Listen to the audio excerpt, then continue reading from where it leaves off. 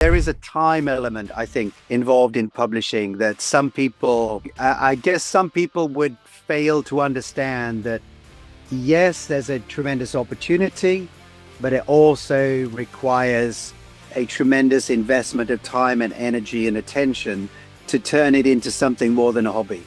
I said, okay, well, what's the one thing? And he said, writing. God will keep you busy with the joy of your heart. I want to be busy doing things that bring me joy and that potentially could bring others joy as well. David Martin is a seasoned self-publisher with over a decade of experience, having earned more than $1.8 million in royalties across both fiction and nonfiction. Through his publishing business, newsletter, and courses, he's helped not only readers, but also writers and freelancers, turning creativity into impact. He's the founder of Faithful Creatives, a platform for Christian entrepreneurs and authors. And today we're going to dive into his publishing journey, strategies, and mission. Welcome, David. It's great to have you here. Yeah, it's good to be here, Peter. Thanks, man. Thanks for the invite. Yeah, of course. How did you first get into self-publishing? My entry point was actually like way before, I'll even go way before Kindle was a sparkle in Amazon's eye. I actually started self-publishing when I was in ministry. My background is as a church pastor, and I started producing books on a photocopier, Peter. And they had to be short books because if they were too thick, I couldn't fold the paper in half. It would just keep opening up. So I would print these things out, sell them when I went out ministering. Obviously, time moves on, thank God, and technology changes. So when Kindle appeared, I mean, I don't know how early, Peter, you were in the Kindle game, but initially it was a little bit complex because just there wasn't the software there to format the books and things like that. So I was back then when you're having to do a bit of HTML and things like that to try and get a decent looking book. I started back then, putting my toes in, but it was actually quite hard work. But then as technology moved forward, as it became easier to format, I started producing kids' books. That was my first entry point. And so I was producing books for toddlers. I was producing kids' storybooks, kids' picture books, and then got into, I mean, I was trying all sorts of things. Recipe books was something that I did for a short while. And then through that, really cutting my teeth on some things that I felt, I guess I felt, I guess I think sometimes the reason people sometimes people think kids' books are going to be easier than adult books for some reason, but it's actually more difficult to tell a story in 30 pages sometimes than it is in 300. But anyways, that's how I got started and then moved into um, other areas of nonfiction, I guess more kind of invested in the business side of things and then into fiction. And so about 10 years ago, started dabbling in fiction. And so I've kind of built up those two pillars in my publishing business since then. And as you mentioned, I mean the income level was not hockey stick. It was more very gradual for many years and then began to rise. So like there is a time element, I think, involved in publishing that some people, I guess some people would fail to understand that, yes, there's a tremendous opportunity, but it also requires a tremendous investment of time and energy and attention to turn it into something more than a hobby. Yes, and I assume it was a bit of patience in the beginning as well. It was, Yeah, a bit like capital BIT. Yeah, like a big bit, you know. But I mean, the wonderful thing is though, in a business like ours, the returns compound over time. So whereas the returns were seemed to be quite minimal in the early stages, as I began adding to my knowledge, to my understanding, as I began publishing into different arenas and learning how to evaluate whether it was something that I wanted to keep pressing into or something that, okay, I've tried this, but I maybe need to pivot. As I became more skillful in that side of things, the returns have dramatically changed my life, Peter. I mean, I couldn't have imagined even like 12, 13 years ago, what a radical, life-changing opportunity Kindle would be for me. And so as you say, as you've already mentioned, I've made almost $2 million in royalties. I can not work for several weeks and still earn 7 to 10K in royalties with minimal effort. I mean, that would atrophy after some time. I couldn't do it for 10 months or 12 months. I'd like to work to that point though. But as you continue to invest in this as a business, I mean, one of the things I've enjoyed with you and the DPE team and the members in DPE so far has been the fact that it's a group of people who approach publishing from a standpoint of like there's a value base that sits underneath it, like that, it's not like, oh, well, let's make some quick money and run. There's actually a foundation of good values that acting as the foundation of the business that's been built, but you're also approaching it with a business mindset, not just a kind of hopeful, let's try this, maybe it will, maybe it won't, hobbyist type approach. And because, I mean, there's nothing wrong with that necessarily. There's always a need for experimentation. I mean, that's very much how I still work at times. I'll see an opportunity and I think, okay, I'm gonna experiment. I'm gonna try. But like where I'm at now in my journey, it's very, very much a business. It's both and. I enjoy what I do. The creativity is still there. The ability to have an idea, express it, test it out, try it, all of that makes it a great business to be in. But at the same time, I, as many of you do, approach it with a mindset of like, there's a way to do this and there's a way to do it well. I think one thing I've discussed with Tim and Andre, or that we've discussed together, is that your journey is passion one part, and you have business one part, and you have both fiction and you also have non-fiction. How did that come about, and is there any part that is now stronger? Fiction is stronger than non-fiction, etc.? My natural bent, I think, is to nonfiction. I tend to read more nonfiction, certainly. And because of my background, my background, just for people who don't know me, is as a church pastor. My wife and I were church planters. So we would go into a town, start a church from scratch, build it up, hand it on to some other capable pastors, and then go somewhere else and do something else. Call us crazy, man. But as part of that, I wrote a Bible school. I was asked to develop an online Bible school. It gave me the opportunity to really cut my teeth in the online world. As a result of that, I had a lot of nonfiction raw material for books. So naturally, I write nonfiction. Most of the books I write are about prayer or about spiritual life and building up your spirit, living from that place of that inner life. But it was an interesting. I'll tell you a story, and you'll have to forgive me, Peter, because like everything kind of has a bit of a Jesus sheen to it. When the pivotal moments in my journey have always been the result of prayer, but honestly. So hopefully, like, you don't mind, or people who are listening won't mind, but I sat down with the Holy Ghost one day. This was a good 10 years ago.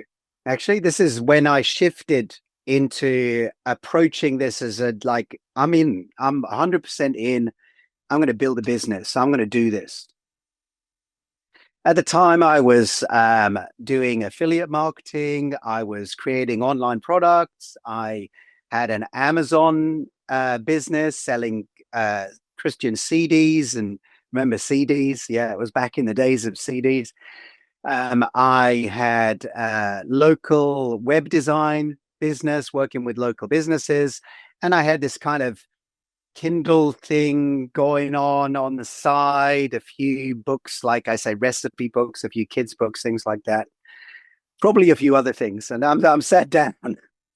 And I don't know if you're familiar with the story of Mary and Martha, but Martha is Jesus goes to the house of these two sisters, and Mary is kind of sat at the feet of Jesus, listening to him, and Martha's running around trying to like keep house and do all of the dishes and make all of the food, and she's running around real busy. Well, anyways, Jesus says to her, Martha, Martha, you're troubled with many things. So I'm sat there one morning. The Holy Ghost says to me, David, David, you're troubled with many things. And I said, you don't need to tell me that, Lord. I know it. I like keep talking. He said, but only one or but a few things are needful. I said, okay, well, what's the one thing? Or what's the one or but a few things? And he said, writing. And so that day I started calling around my web design clients and said, look, I'm going to be closing this down. I kind of pulled away from the affiliate marketing, email marketing side of things, and decided that very day, I'm going to throw myself into publishing books. I'm going to embrace this Kindle opportunity as if it has been God's gift on my table. And that was when I began to explore the possibility of writing fiction.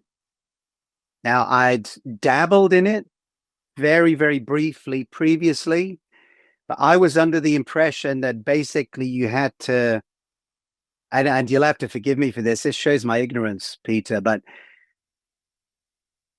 I'd kind of looked at it as something that would compromise my convictions. Because I thought like the only thing that's going to sell is romance, and the only romance that's going to sell is if people are jumping in bed with one another.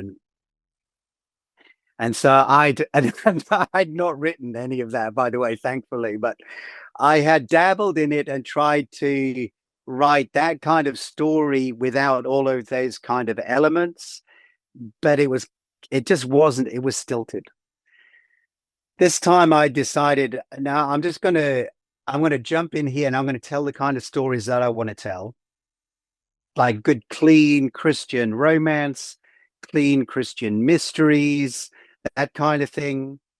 And started very tentatively with 3 10,000 word books in like Christian Western romance or some obscure little sub niche of romance. And those 3 books quickly became 33, became 303. I've published probably 900 titles now. I've not written all of those titles. Some of them I've written, most of them I've paid other people to write for me. And then now we also have other avenues to produce books that we can talk about if you want to, Peter. Yes, for sure. We will dive into that. I want to lift out a few things you said. I think what you mentioned there, what you had affiliate marketing going on, a lot of different business models, and then you received that message. It was similar in my journey. After 6 months, I tried a lot of different things. Then after another 6 months, I listened to Earl Nightingale, and he said, there's nothing more sad than to see a man jump from opportunity to opportunity, not realizing that he stands in his own acres of diamonds. And that was a similar message. It was just, okay, Yeah. doing publishing, it's working. Why am I doing all these different things? So I think that was huge for me. Yeah, it's powerful when you focus in on one thing. Yes. And yeah, I know we will dive into AI very soon. I'm really looking forward to hearing that, because that's another message you receive. Yeah. Which I'm looking forward to you having shared with the audience as well. Brief shameless plug you don't want to miss. Have you ever wanted to meet other KDP self-publishers in one room, exchange ideas, and have a great time together? Then our 2-day Mastermind event in Las Vegas on October 25 and 26 is exactly what you're looking for. Uncover secret strategies in our speeches, get one-on-one advice from me and our team in workshop sessions, and exchange ideas with other publishers at your level and above. Click on the first link in the description to find out more. Now, Yeah. with the fiction primarily, I remember you mentioned early on that you did a lot of Facebook ads, especially during launch, and you didn't use that much Amazon ads, maybe not even at all. So can you tell the viewers a little bit about Facebook ads and your launch Yeah. strategy and everything like that? Yeah. I could never get Facebook ads to work for me, Peter, because I was selling short books at 99 cents. And so you're looking at a 30-cent profit, which is not a lot when you're talking ad spend. And I also didn't really understand Amazon ads, in that I think it's improved somewhat, but the reporting was very opaque. It was like, how do you know what's going on here? It's but very early on, like when I first got started, Facebook ads, you were able to do very, very focused targeting, like extremely focused. Like with Christian fiction, a lot of my audience I discovered, I guess through the advertising, because you get a lot of data back as well, was it's generally older women in America, or it certainly was in at the outset. My demographic has broadened as I've gone into different genres, but you were able to target, let's say, older women in America who like X kind of romance, whatever kind of genre romance it was, or who like specific authors that would be relevant or similar to the kind of books I was publishing, which made it very easy to reach a hot audience for very little spend. And because I didn't necessarily have a lot of money to put on the table, and also even less experience, I would just run the Facebook ads as an opportunity to launch the book. So I wasn't spending hundreds or thousands of dollars, and I still don't spend thousands of dollars. I run Facebook ads for the first week or two of a book when I first launch it. And that tends to kick if they're well targeted. And of course, I'd now also have built an email list, so the two work in tandem. But that tends to kick the algorithm into gear. The books begin to appear in the kind of charts that my potential readers would be looking for something new to read. And kind of the flywheel begins to move. So Facebook ads have worked extremely well for me. It's become more challenging as time has gone on, and perhaps more expensive, because a lot of the targeting has been pulled out.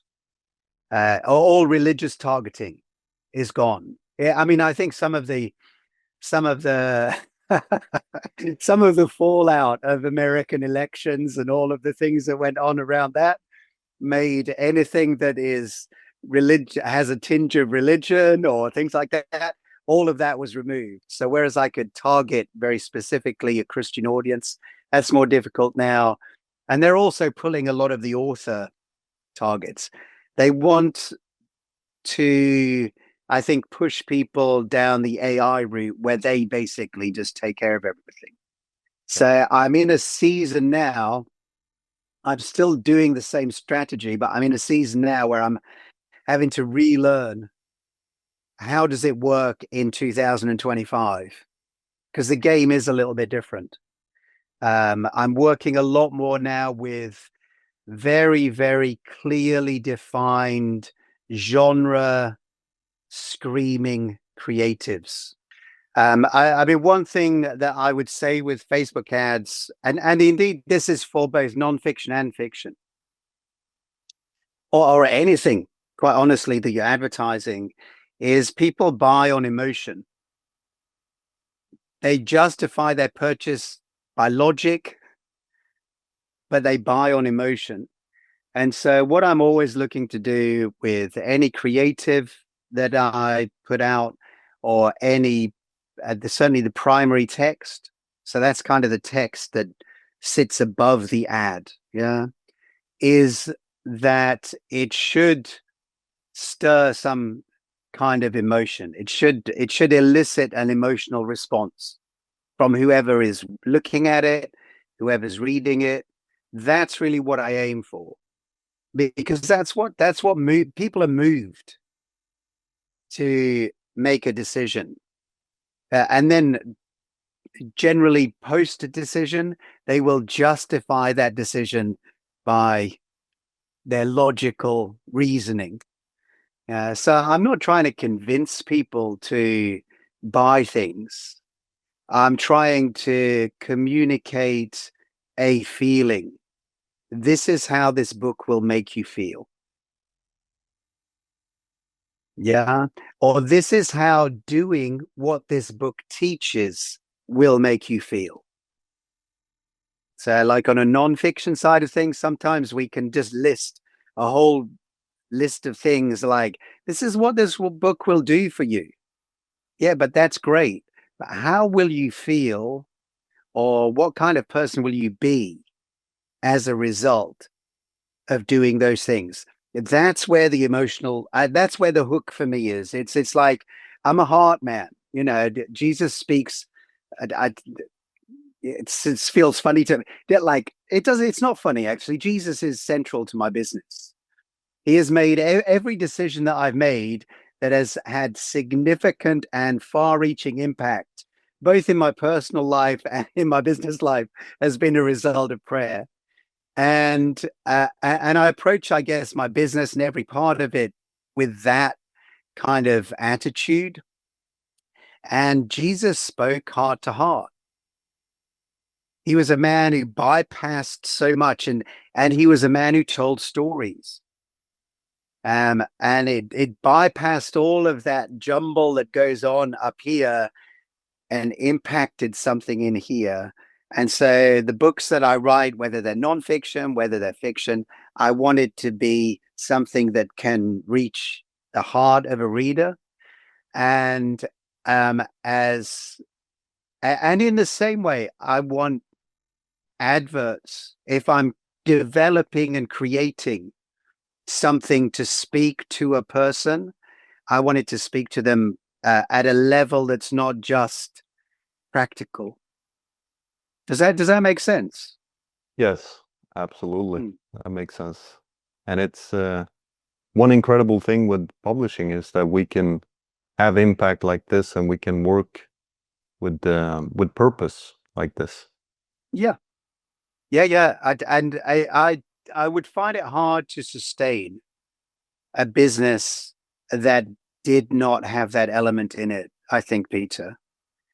I would probably say I'm quite unemployable at this point. I'm way too fond of my freedom, and I'm used to. There's a tremendous verse in Ecclesiastes. It says, "God will keep you busy." It's in the New King James Version. God will keep you busy with the joy of your heart, and that's one that I often ponder. That, like, wow. I want to be busy doing things that bring me joy and that potentially could bring others joy as well. Yeah. And publishing allows us to do that. I mean, there's really so much scope in this opportunity. And I guess, again, I haven't been in affiliate marketing, haven't been in email marketing, haven't been in product creation, and I still run online workshops, things like that. So it's not that it's like, oh, that's over there now, and this is all that I'm interested in. If I see value that I can bring, I'll do it in whatever avenue. But one of the things I love about books is you do not have to hard sell. Well, I've found that, you know, people will come looking for, if it's nonfiction, people will come looking for a solution, for the answer to a problem, for something that will resonate with the very thing that they're already carrying in their heart. They're looking for it. They're coming looking for it. They're wanting your agreement. They're wanting to find a book. They're wanting to find something that will affirm what is already at work within them, and will build that up. And so a book business is a service business where we're servant to the reader. And even in fiction, we are solving a problem. I see it that way anyways. Even though we do it through stories, we're solving a problem.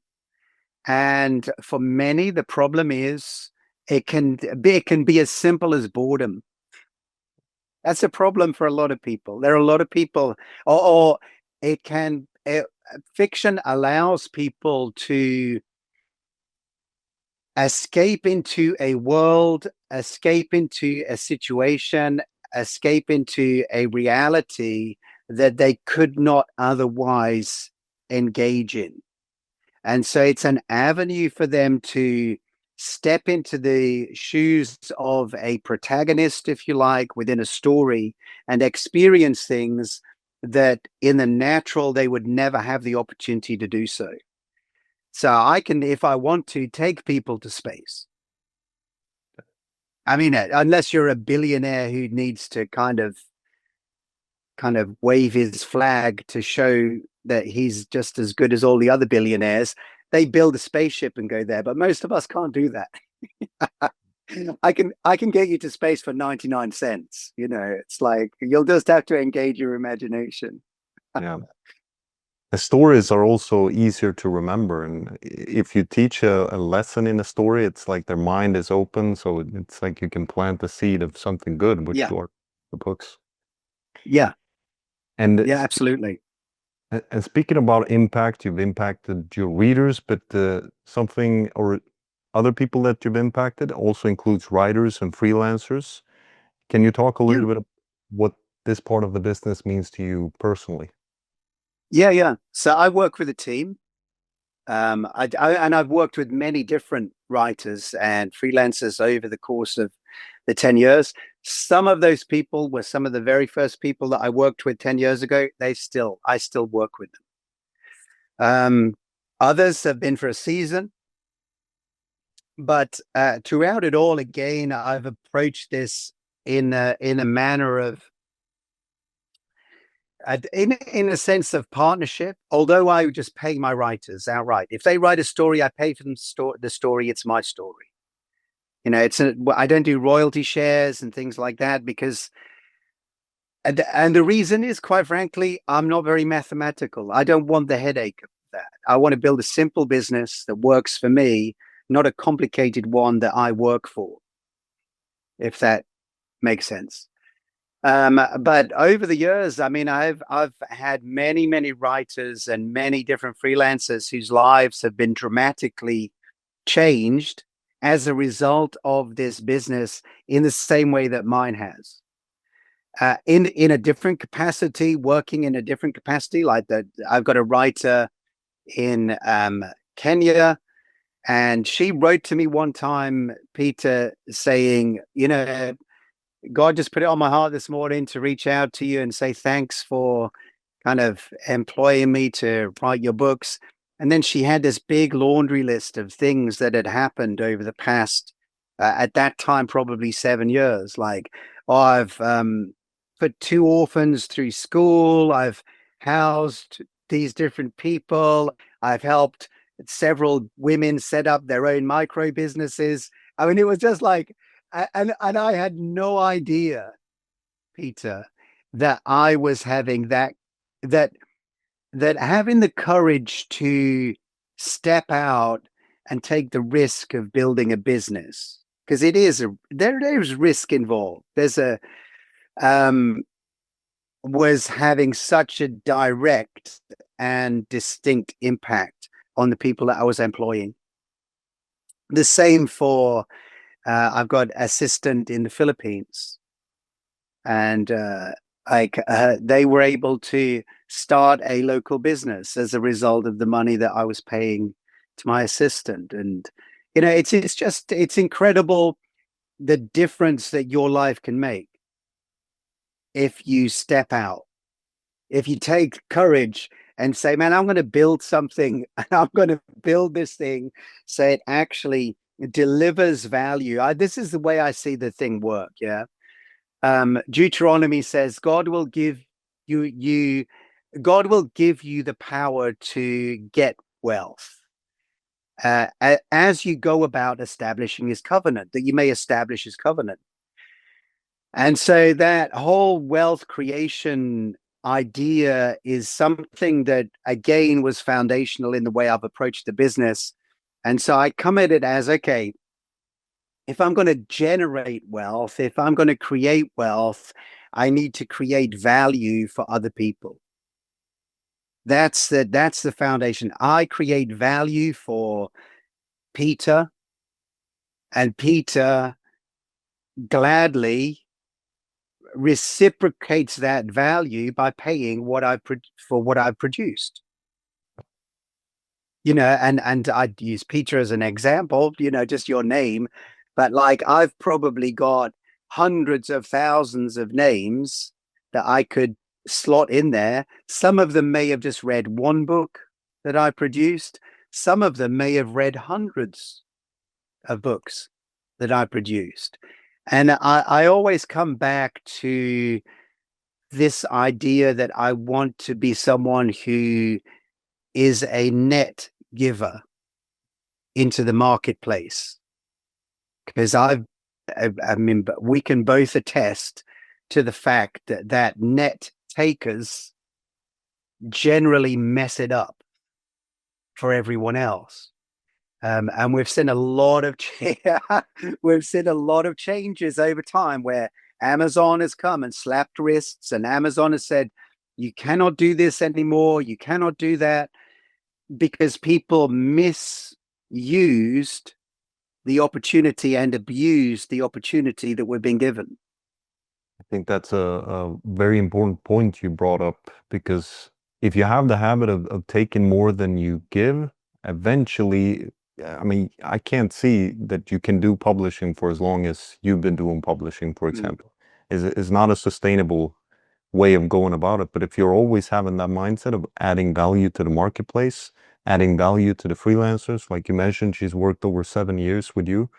And that only comes about through a mutual value exchange.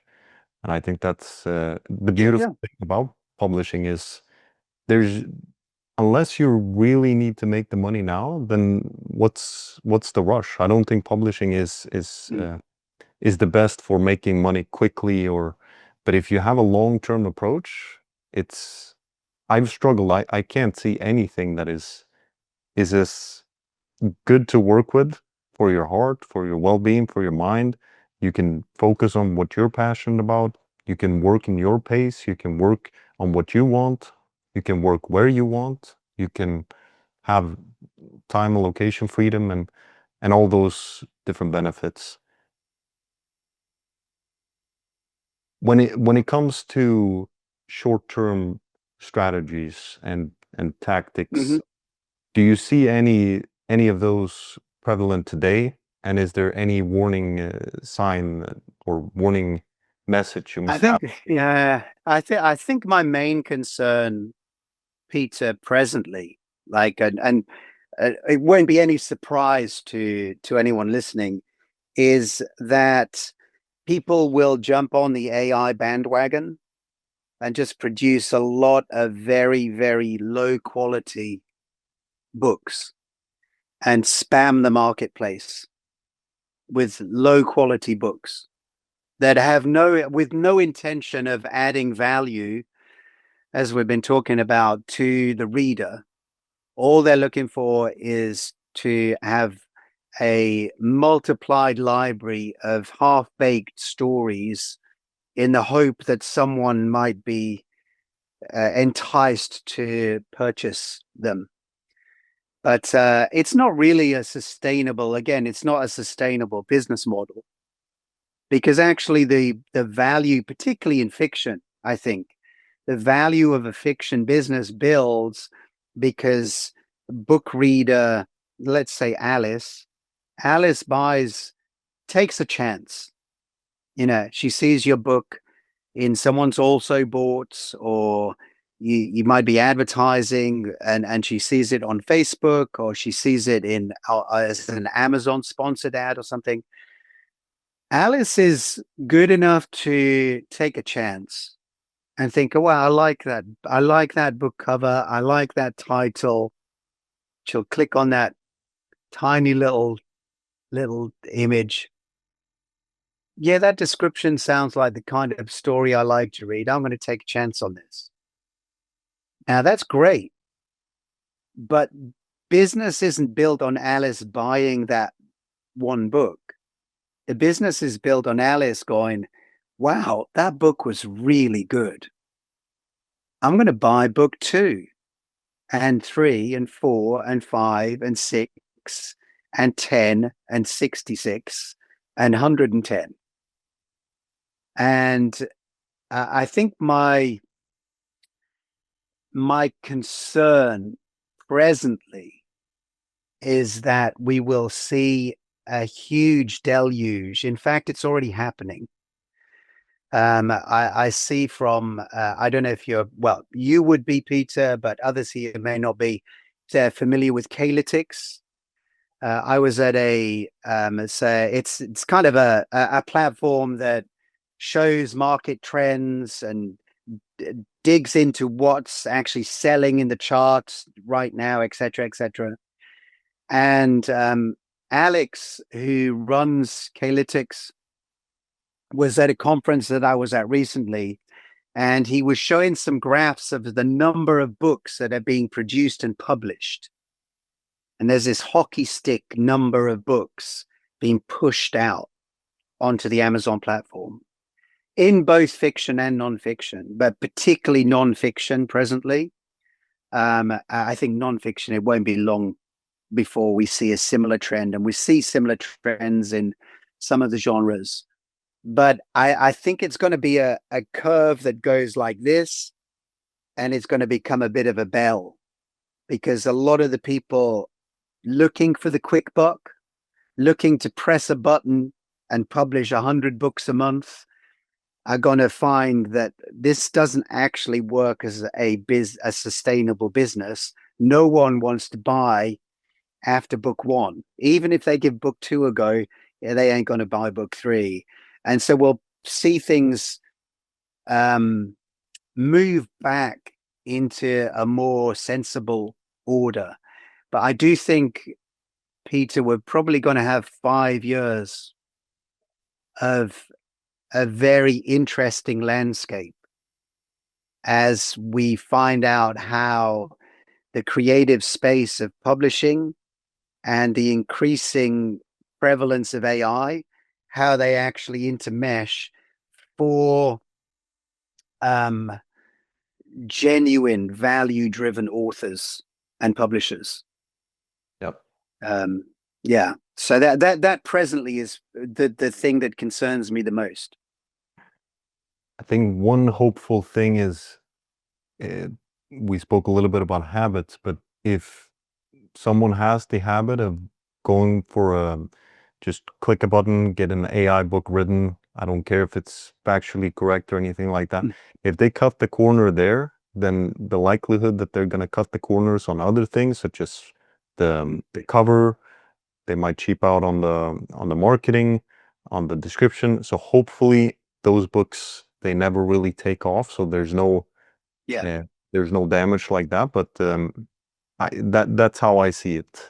Hopefully, perhaps I'm too hopeful, but no. One of the things that I've really appreciated in the group that you've put together, Peter, is the emphasis on quality. And understanding that we need to differentiate ourselves in the marketplace. And the differentiator is going to be the quality of product that we produce. It's like it really is what it comes down to. And learning and learning. This is the other side of that. Yeah. You can produce an extremely quality product inside the book, but if you don't skin that book well and sell that book well, no one will buy it. The two things need to go together. You need to have you need to have the inside of the book needs to be top quality. It needs to be factually accurate. The story needs to be told well, depending what kind of you're producing. But as self-publishers, we cannot afford to just wear the artist's hat all the time, and think, oh, I've written the next great American novel, the world is going to flock to my door. The world is not going to flock to your door. They're not even going to know your book exists. And so learning to know when to put the artist cap on and when to take it off and put the marketer's cap on, and to be comfortable with both of those, to understand that to sell a book is not to sell out, but to sell a book is actually a service just as much as the actual production and writing of the book is a service. Because it's like say you called me up, Peter, and said, I was a restaurant and we offered a delivery service. And you phone up and you say, oh man, I've seen your menu. You got my favorite food on the menu. And yeah, we can make that for you. Absolutely no problem. So we make all of that food and then we just put it on the side and never deliver it. Never actually bring it to the door. Never knock on your door and say, hey, here's this awesome food that you love to eat. It's kind of a weird concept. It's like, well, no, you've got to actually take the food to the person who wants to eat it. And if you don't do that, it's just going to sit and get cold. I see it exactly the same with the books I produce. And if I cook up a great story, it's silly of me then not to deliver it to the people I know will love to eat it. And so I see both sides of my business as service-based.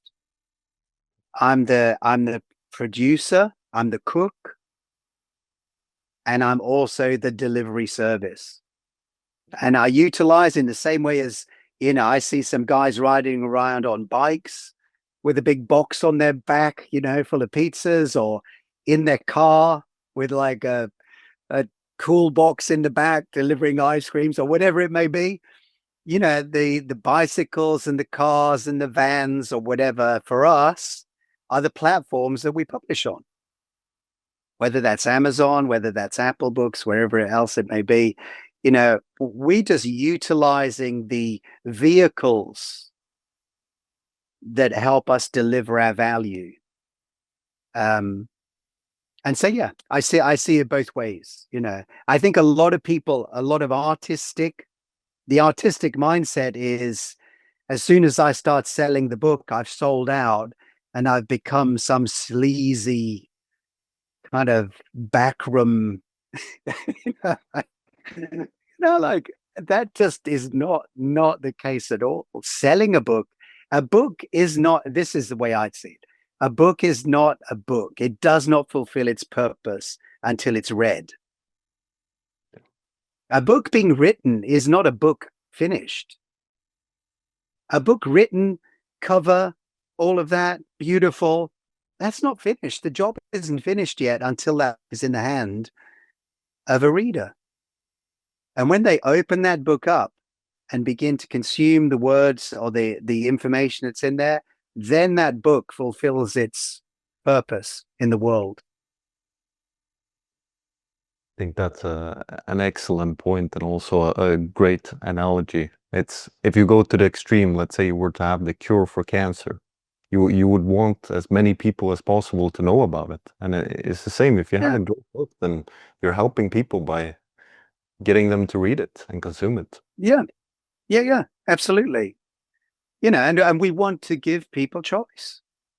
Yeah. We don't, but you know, I'm not forcing anyone, but I do want to give people the opportunity. Hey, I've got this great thing. Buy it. And I'm not ashamed to ask them to buy it. Do you mean I'm not I like that's the way we exchange value. No, I don't want you to come around. I don't want to swap my book for a chicken. No, we don't live in a barter system anymore. It's much easier. I can sell to people on the other side of the planet, and it's a simple, quick, easy transaction for both of us. It's streamlined to the nth degree. I mean, as much controversy as there is around Amazon. Okay, so this is not a commentary on Amazon's working practices or anything like that. But boy, oh boy, they have changed the game for authors. Now, I can, I don't, it doesn't make sense to me, but I still hear authors complaining about Amazon all the time. I'm like, go back 20 years when there were 16 gatekeepers before your book even came in front of someone who could vaguely consider publishing it for you, and tell me what a terrible thing Amazon is. What we have today, Peter, is unprecedented opportunity. Unprecedented. There's never been a time like the last 10 to 15 years where creative people like yourself and like the people watching this were given such dangerous opportunity. And by dangerous, I mean awesome opportunity to take what's in their heart and put it out into the world where it can actually impact someone else's life. It's incredible, incredible, incredible days that we live in. Yeah. You covered so many nuggets there. For example, one thing that came to mind when you spoke about having people consume not just one book but several books. I think if we look at publishing, let's take an accountant as an example. Are they in the business of getting clients? Yes, you could argue, but eventually, if that accountant just gets more and more clients, eventually they're not going to be able to fulfill the work. And so they you might argue that they are in the business of hiring other accountants and building a team like that. And with self-publishing, I would argue maybe we're not in the book publishing or the marketing of books business. Maybe we are in the audience building business where we have the audience. We build the audience to consume not just one book, because that's just one isolated purchase. But when they start buying 2, 3, 4, then the value per customer, the value per reader starts going up. And you start to build this defenses against other people and against these AI books that are spamming the market, etc. And you can also, of course, I'm sure we will dive into that later. I know you have an email list, you have other ways of driving traffic and all that. Yeah. So I don't want to go on a super long tangent here, but I think what we've covered here, if we were to go down and take notes on every single part, I think there's so many gold nuggets. But going back to your journey, what are you currently working on, and what are you excited about creatively right now? I am.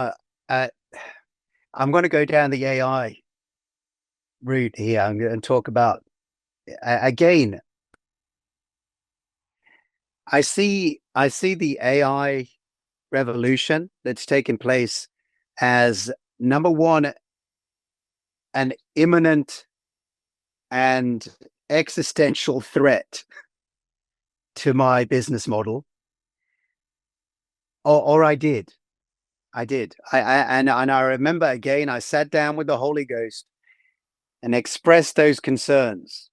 Like I felt as though, in a sense, I had a somewhat unfair advantage in that I'd understood the way that the book business works, the value of a story or a problem solving book or product to help people. I'd understood that value. I'd grasped the fact that we do carry value within us, and if we can get that into a tangible product or a publication that helps someone else, then it will inevitably lead to prosperity on our side of things, if we all be consistent with it.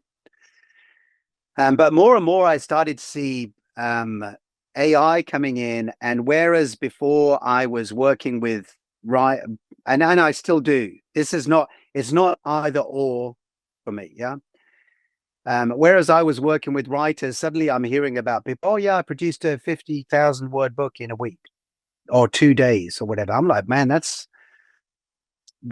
frightening, because it takes me a month to get that done, and also several $100s paying someone to do that for me. And I just became more and more concerned and more nervous. And up until that point, I'd kind of covered my eyes and my ears and hoped that it would just kind of go away.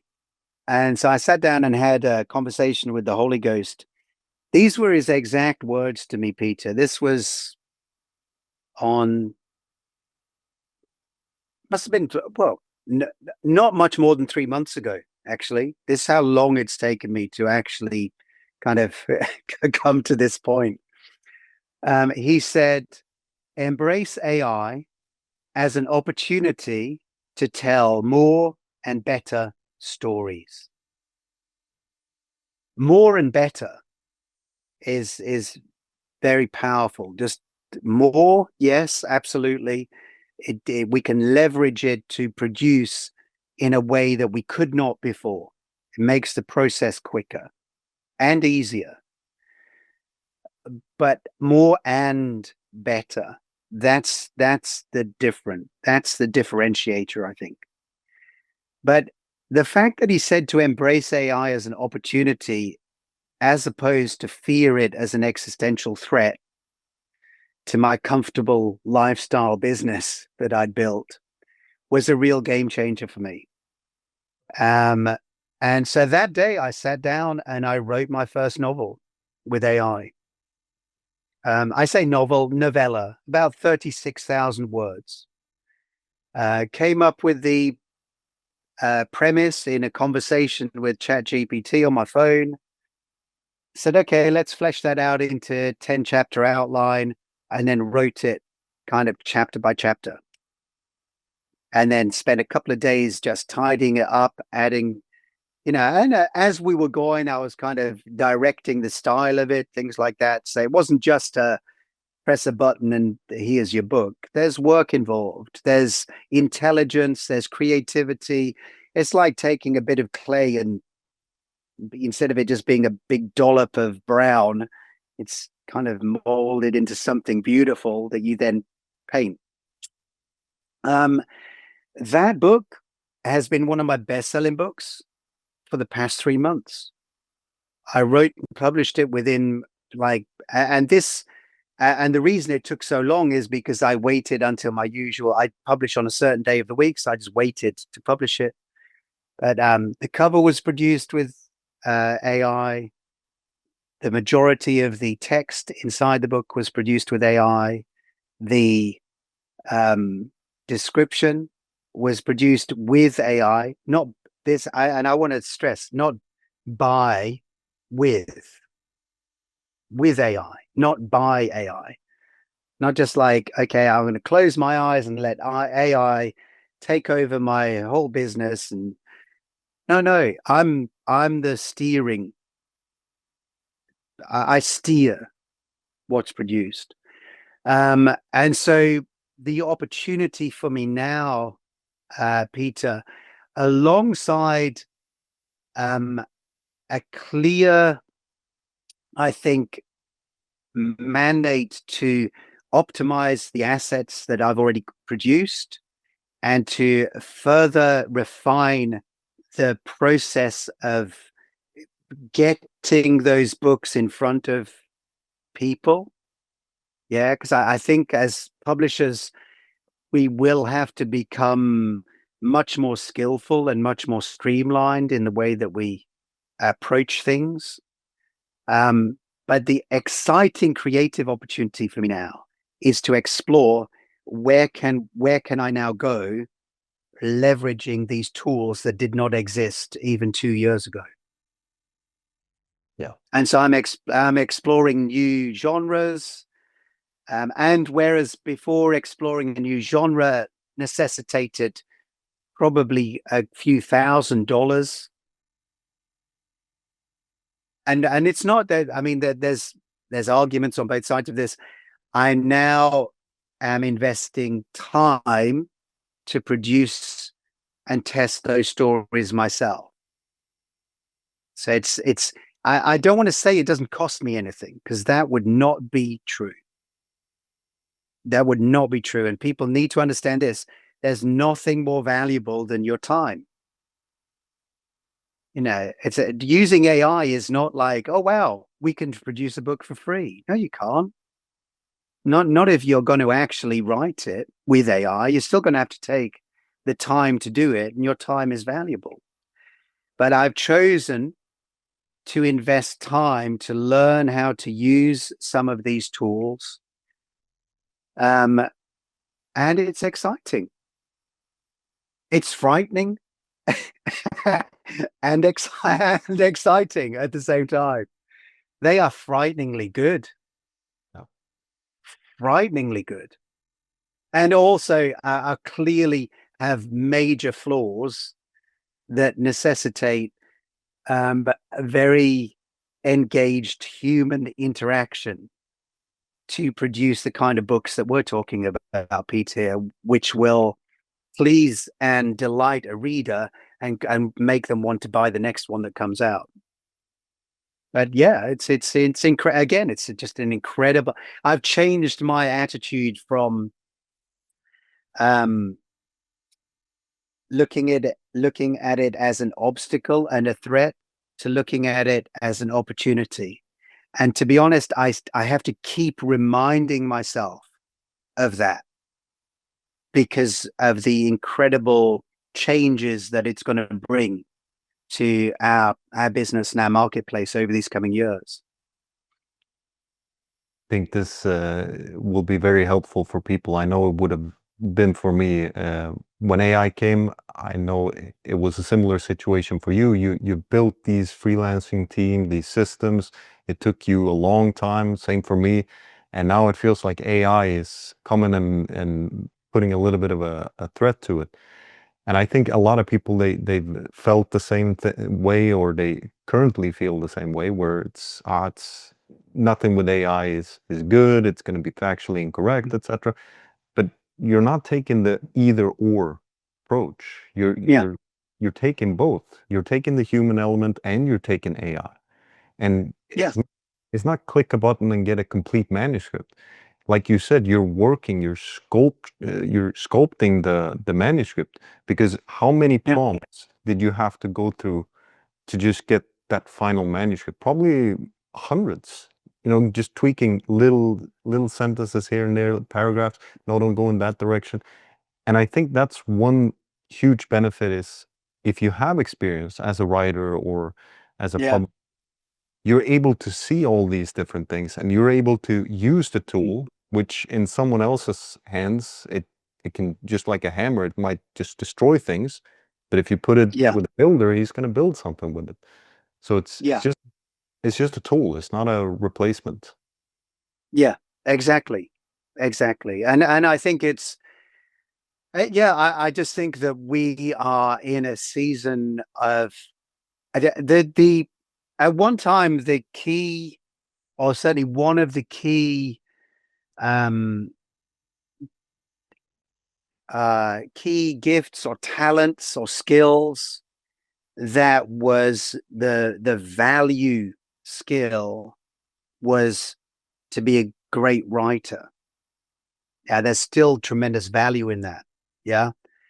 I still hire the same writers and still work with the same writers I was working with, and I will continue to work with them and hire other writers as and when needed, particularly if I'm moving into genres that I'm not so familiar with, or niches that I'm not so familiar with. I want an expert. I don't want to make stuff up. I want an expert to produce the kind of book that they would want to read as an expert. I want to deliver that kind of value. But it's the key skill now, I think, particularly in fiction, is not just being a great writer, because I promise you, AI can write really great fiction, nonfiction, if it's used well.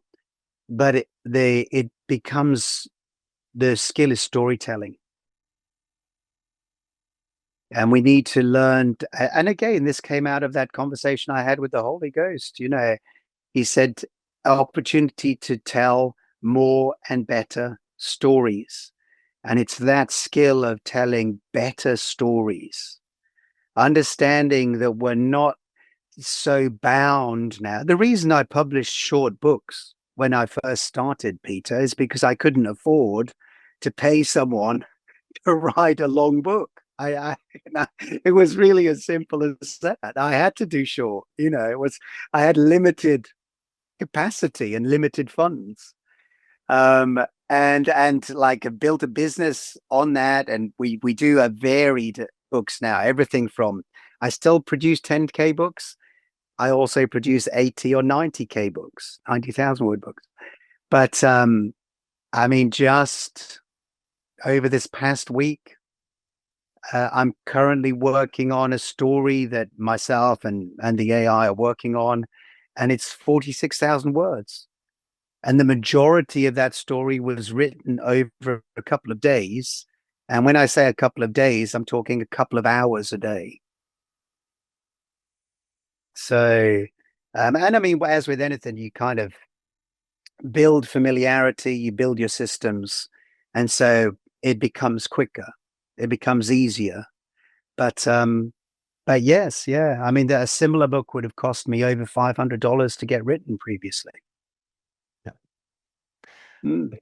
I think one big revelation for me was that I worked with some of the writers. I started noticing that they're using AI in their work, and I'm paying Mm. them to write as a human, and I start to see Yeah, yeah, these mistakes here and there, and then I realized that they're not using AI in the best way, and this is not what I'm paying for. Obviously, those books I didn't approve, but yeah, then I set up a different system where the writer or the freelancer worked together with the AI and created the book. And because those manuscripts were easily comparable by a fact checker, I started realizing that the AI workflow that I've now created with the freelancer, it had much less errors yeah, than even the purely human written books. So I think that's the power when you know how to yeah. direct the AI and you know these different things. You can fact check it through this, or you can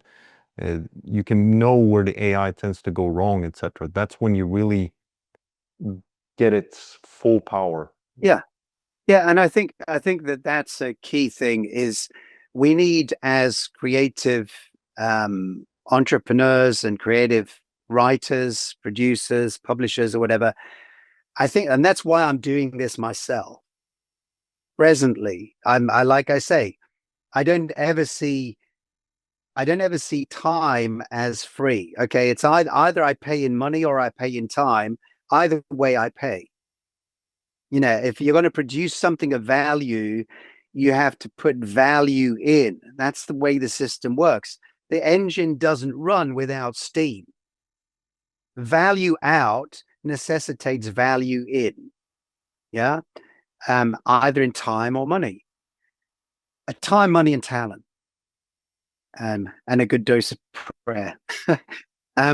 But the reason that I'm choosing to pay in time now to learn how to do this myself is so I become familiar with how this thing works.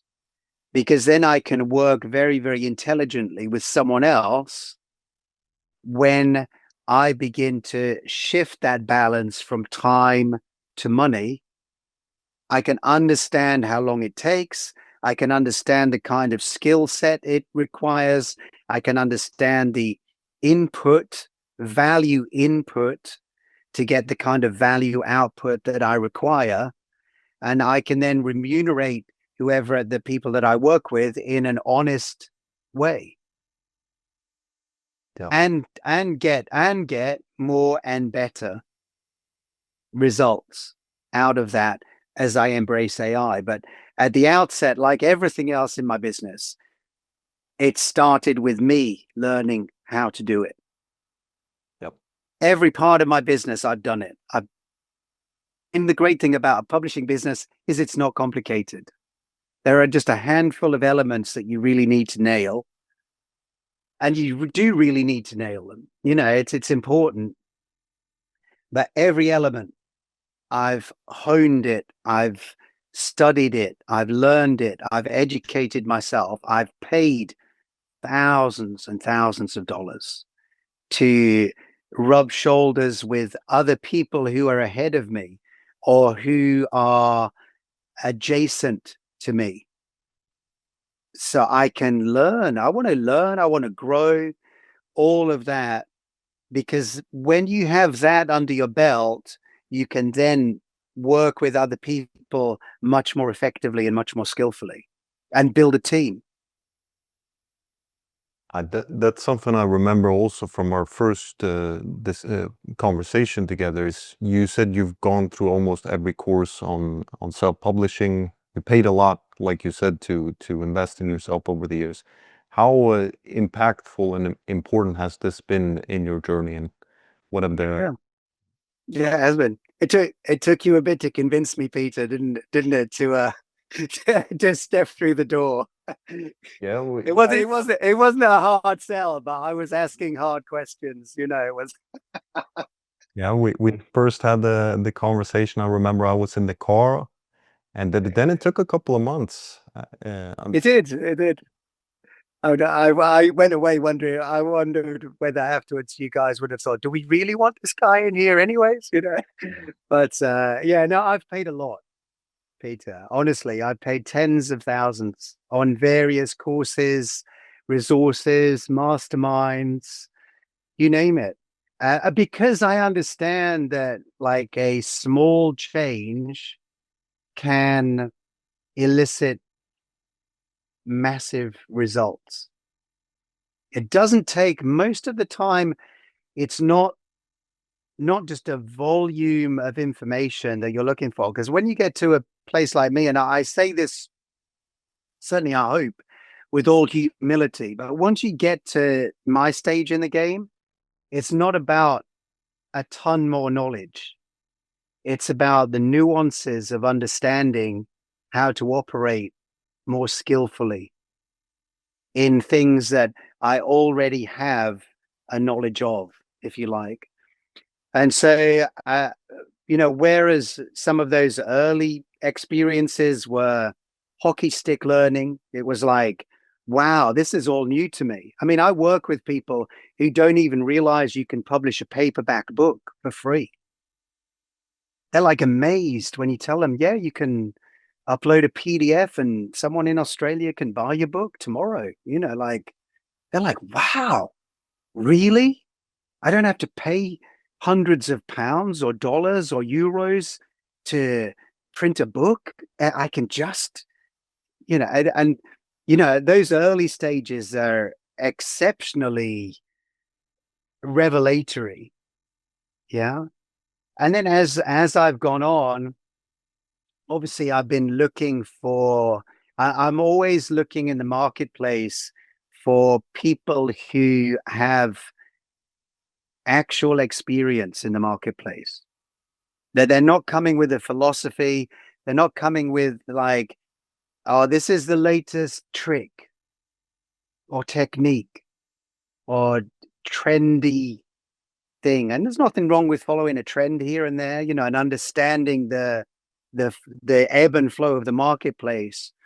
But I'm looking for people of substance who I will follow them. I'll spy on them and I'll watch them, and I'll be looking for a level of honesty in their interactions publicly.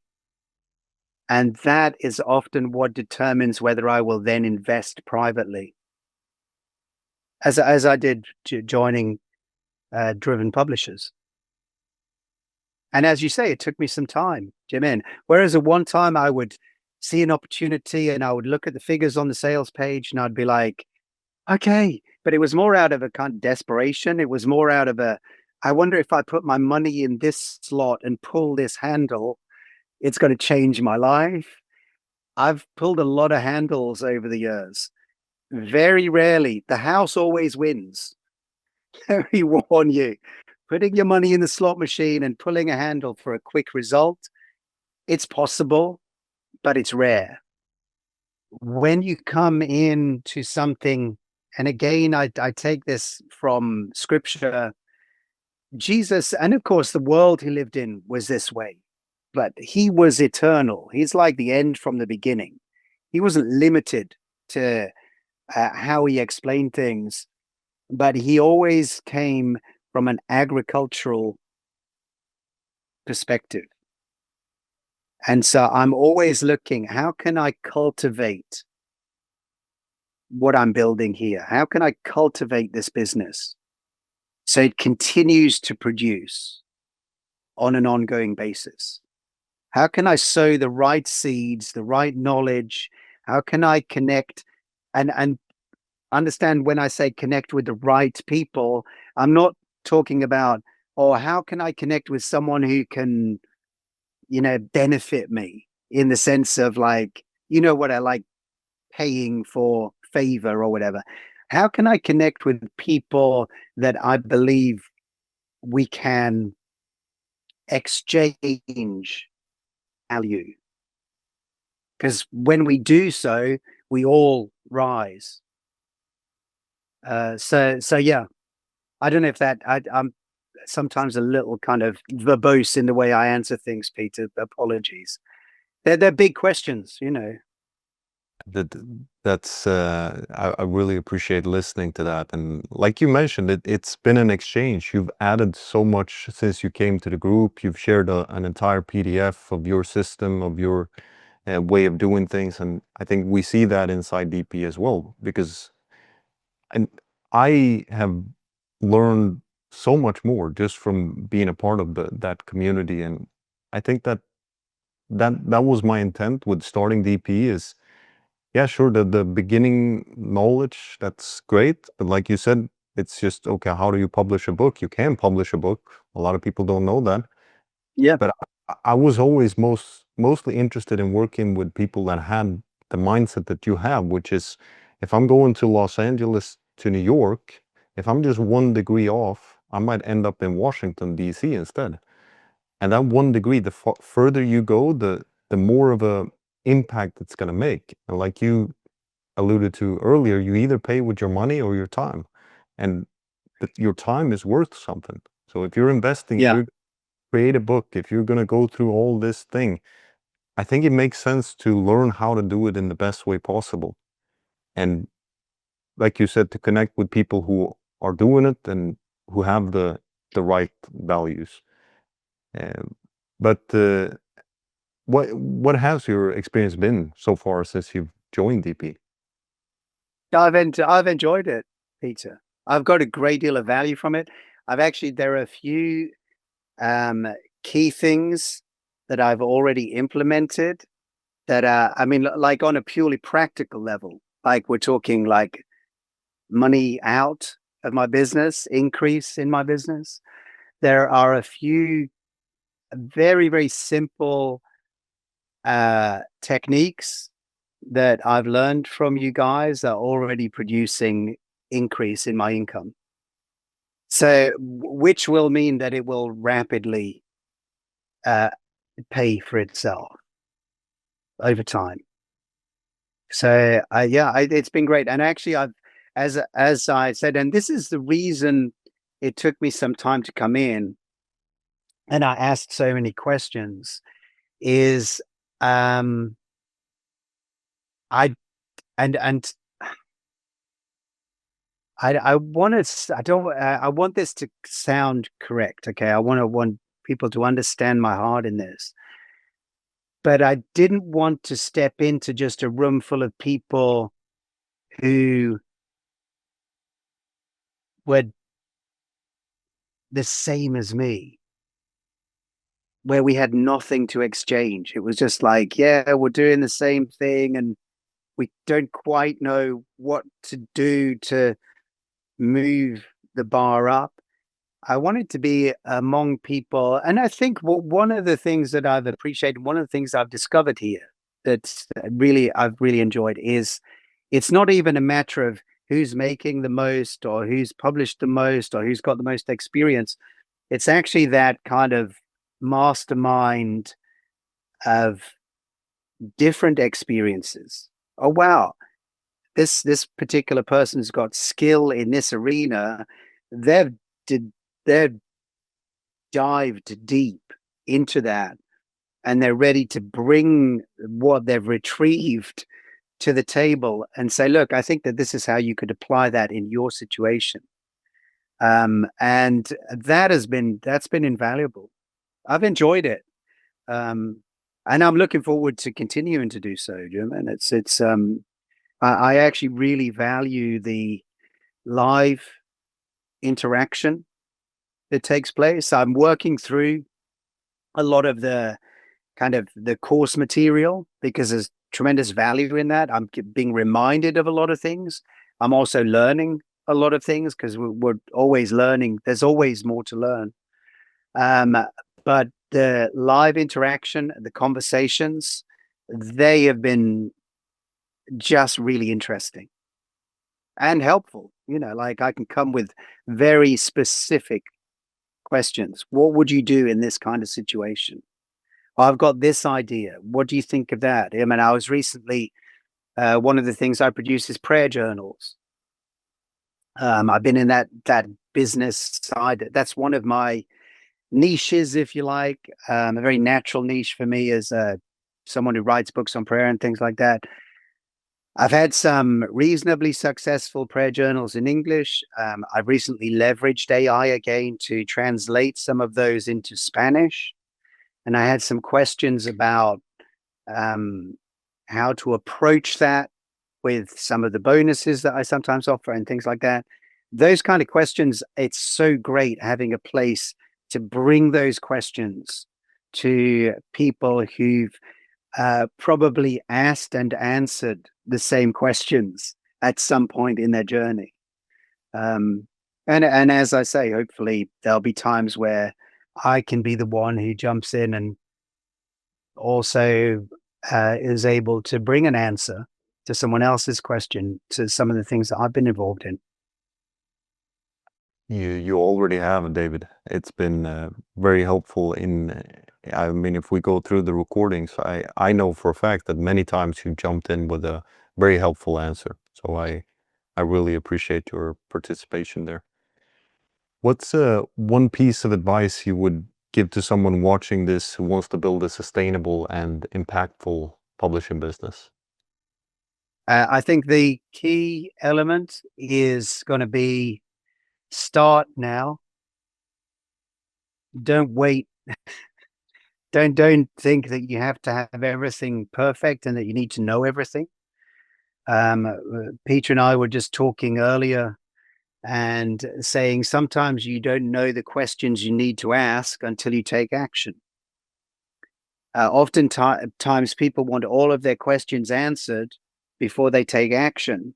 The problem is you don't know what questions you need to ask until you've got skin in the game. Because then the questions become real.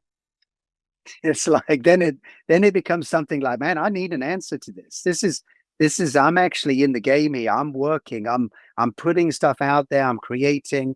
I'm publishing. And these are the questions that are coming up that are pertinent to what I'm doing. And so I would say start now. Just go for it. If you've got an idea, you've got actual tools that you can leverage now that certainly Peter and I did not have any conception of when we started. So if we could do it from a standing start whenever we began with the resources and much more limited resources we had then, you can definitely start building now. And also approach it as with an, again, I guess the way I describe it is an agricultural mindset. Understand that this is not like, oh, wow, I now have an empire. It actually begins with that first seed, that first book, that first idea, that first experiment, that first test. But once you begin doing that, and if you will consistently approach this with that kind of childlike faith and that childlike mindset of, I'm going to learn, I'm going to grow as I go. You can grow far quicker. Well, it will feel slow, but then you'll look back a few years from now and realize you've grown very quickly. Very helpful advice, David. It's been a pleasure to have you on. If you as a viewer want to connect with David, then he's got a newsletter at faithfulcreatives.com. Is there any other place, David, that you'd like them to go? You can also take a look at, there's a couple of places actually that if you're interested in connecting more. Faithfulcreatives.com is my newsletter. You can look at davidleemartin.com. I've got a lot of blogs and different products that you can go there. And then I also run a year-long program called the Christian Creative Academy. And you can check that out if you want to at christiancreative.academy. Okay, thank you once again. That will do it for the YouTube portion of this interview with David Martin. For those of you who are inside Driven Publishers Elite, you can find part 2 of our discussion where we go deeper into advanced publishing systems and scaling under the Learning tab in the members interview section. The time and the effort and the attention and the learning that you put in now is the sowing that will eventually cause that harvest to come up. I obviously got an accountant. He just shakes his head sometimes at like, wow, I've never seen a business like this. They are too invested in their own idea as to what should or shouldn't work instead of following the money. You don't live your life and then have a business. Your business is your life is your business. It's all one because it's your time on this planet.